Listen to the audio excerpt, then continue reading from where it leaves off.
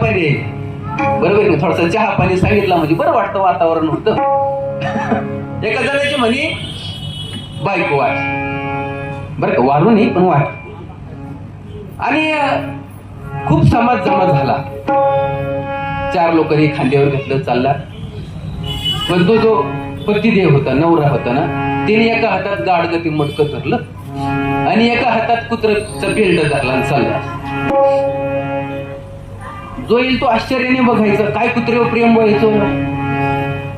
पण एक माणूस त्या गर्दीमध्ये आला बा, त्याने विचारलं, का काय झालं.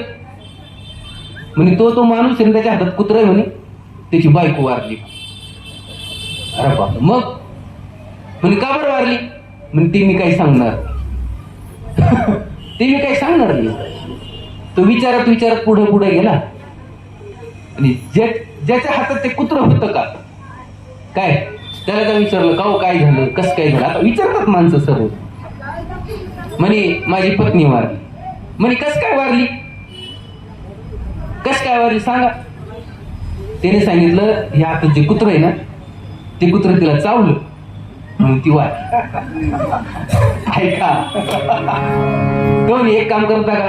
म्हणे काय. म्हणे एक दिवस ते मला देता का. ते कुत्र देण्याकरता आलेली मंडळी.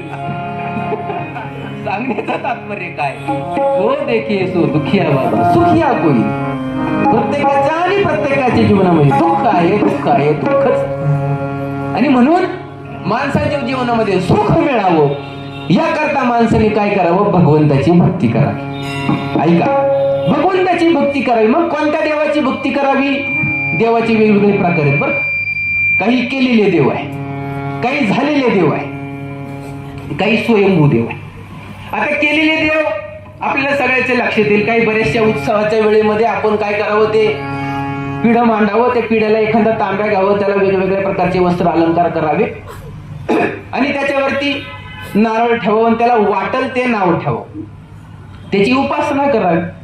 आणि महाराज, बरोबर आहे की नाही, आपण बरेचसे आपण करतो ते, ज्याची त्याची उपासना आहे, ज्याचे रीतिरिवाज आहे. महाराज वर्णन करताना म्हणतात, शिळ्या तांब्याचे बाहुले केले,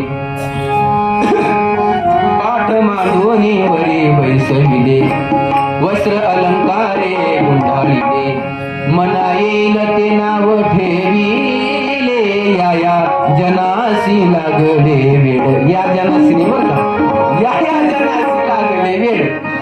प्रत्येकाला आणि प्रत्येकाला कशाचं वेड लागले, येणं केलं प्रकारे आपल्याला देव पावावा, आपल्या जीवनात सुख या.